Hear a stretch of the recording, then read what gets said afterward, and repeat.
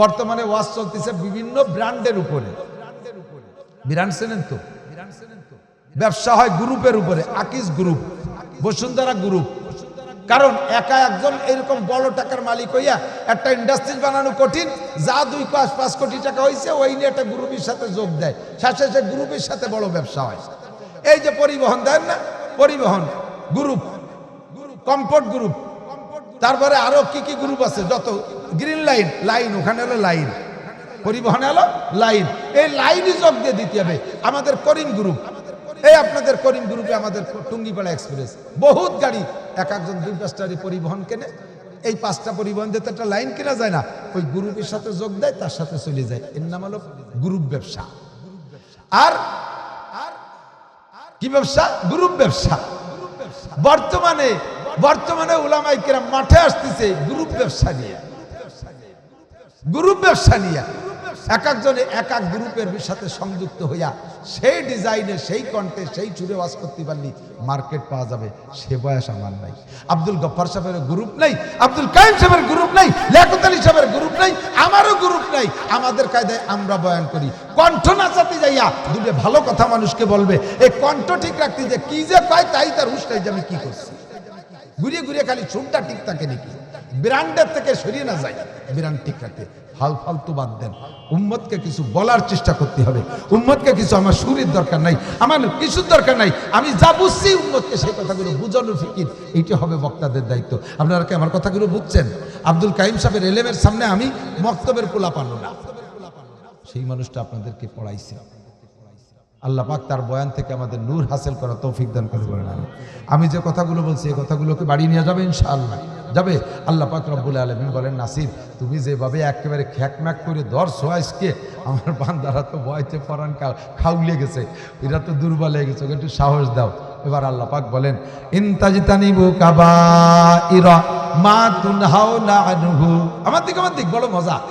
শেষ ফিনিশিং, পেশা পাইছে, ভারী পেশা পাইছে। এদিক থাকেন, আমি মাঝে মাঝে ও বলে থাকি, গাই দোয়ানোর আগে ফানাতি হয় না, পানাতি হয় না বাসুদ্দে, না পানাইয়ে বান ধরে টানলে দুধ বেরোবে, বান ছিঁড়ে যাবে, ঠিক না? এবার পানানো হয়ে গেছে, আগে বানায় না আগে দোয়ায়, আগে বানায় না আগে দোয়ায়। তাহলে পানানো হয়ে গেছে, দোয়ানোর সময় যদি কয় পানাইছি টানাইছি আন থাকবে, বালতিটা নিয়ে যা। একদিকে দোয়াতি তালে রয়েছে, বালতিটা সরাই নিয়ে গেছে, দুধ বাড়ি যাবে নাকি? ওয়াজেরও সিস্টেম, শুরু দিলে ফানাতি আয়, শেষে দোয়াতি আয়।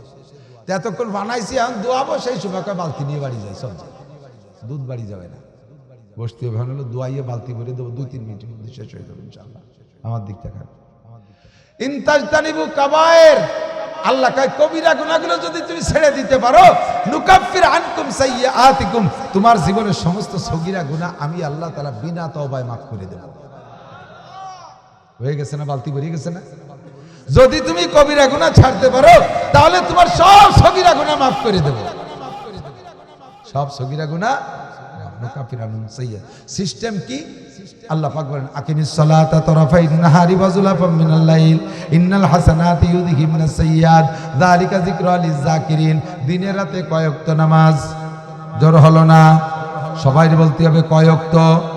5 ওয়াক্ত। কি 5 ওয়াক্ত? কি 5 ওয়াক্ত? কি ওয়াক্তীয় নামাজ কয় ওয়াক্ত? আমি ভালোরে পড়াচ্ছি কে মিয়া, কিয়ামতে যে কয়দালি তো শুনি নেই কোনোদিন। আমি কি যদি শুনতাম তাহলে কি নামাজ না পড়িয়ে ছাড়তাম নাকি? আমি কিন্তু শুনি নেই যে নামাজ 5 ওয়াক্ত। আমি তো মনে হচ্ছে যে নামাজ খালি শুক্রবারে জুমার নামাজ। আপনি মুখ দিয়ে বলছেন, আমল নামায় লেখা হয়ে গেছে, আমার দায়িত্ব শেষ। নামাজ কয় ওয়াক্ত? আরো জোরে। 5 ওয়াক্ত নামাজ হাতের 5টা আঙ্গুলের মধ্যে আপনি খুঁজে পাবেন।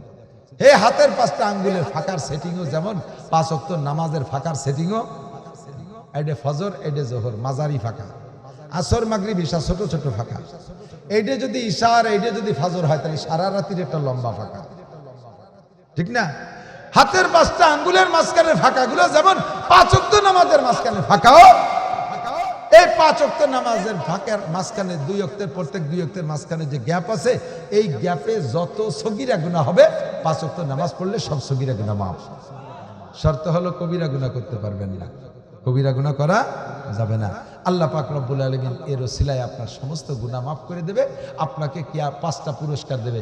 একটা পুরস্কার দুনিয়ায় অভাব থাকবে না, 2 নম্বর পুরস্কার কবর আযাব মাফ, 3 নম্বর পুরস্কার ডান হাতে আমলনামা পাইবেন, 4 নম্বর পুরস্কার যে ডান হাতে আমলনামা পাবে ও লোকটা পুলসিরাতের গোড়ায় দাঁড়ায় থাকে লাগবে না, বিদ্যুৎ গতিতে সেকেন্ডে 1,86,000 মাইল গতিতে উপার পার হয়ে চলে যাবে, পার হওয়ার সাথে সাথে ফাঁকা শহরের মধ্যে ঘুরে বেড়ানো লাগবে না, ইয়াদখুলুল জান্নাতা বিগাইরি হিসাব, বিনা হিসাবে জান্নাতি জোরে করে সুবহানাল্লাহ। পারা যাবে তো?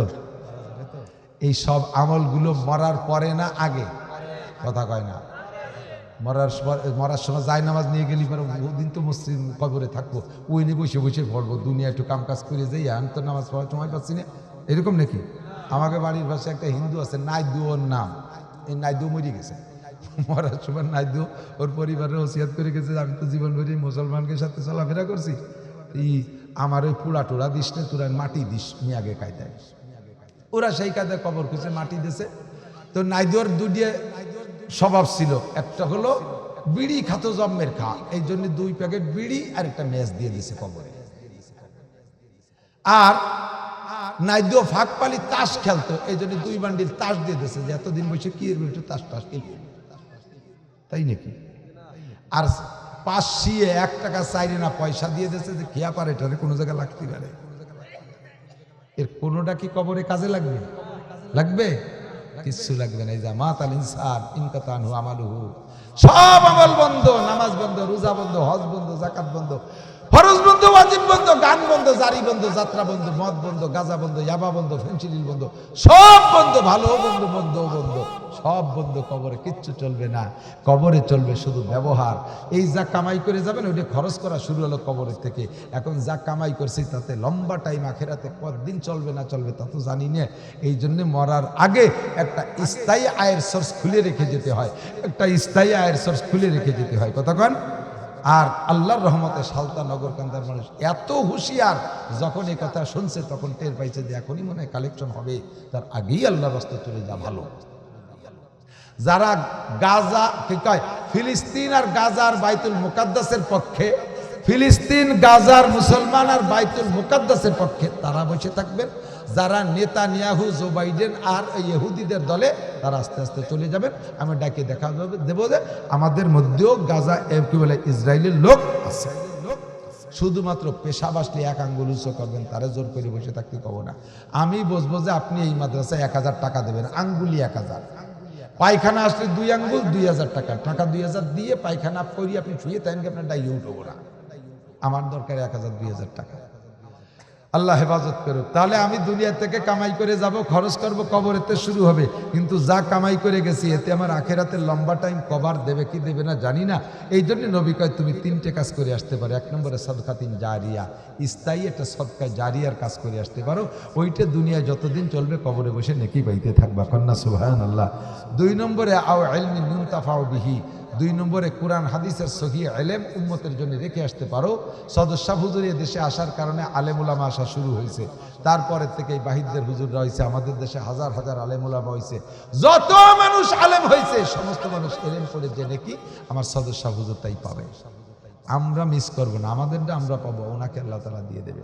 আমি প্রায় আমার ছাত্র প্রায় 1000-এর উপরে মাওলানা হয়ে গেছে, 1000-এর উপরে ছাত্র আমার মাওলানা মুফতি মুহাদ্দিস হয়েছে, ওদের ছাত্ররা আবার হাজার হাজার হয়ে গেছে।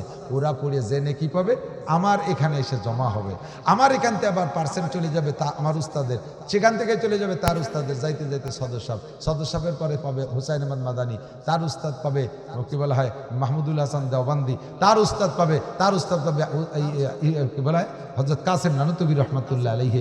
এমন করে যাইতে তাহলে থাকবেন বিশ্বনবী মুহাম্মদ রাসূলুল্লাহ সাল্লাল্লাহু আলাইহি সাল্লাম পর্যন্ত। আমরা যদি এতটুকু নাও পারি, কমপক্ষে আমার টাকায় মাদ্রাসার 2টে ছেলে কোরআন শরীফ পড়া শিখুক, আমার টাকায় 2টে ছেলে কোরআন শরীফ পড়া শিখুক, তাহলে তার থেকে হাজার হাজার আলেম হবে, সে নাকি আপনি পাবেন।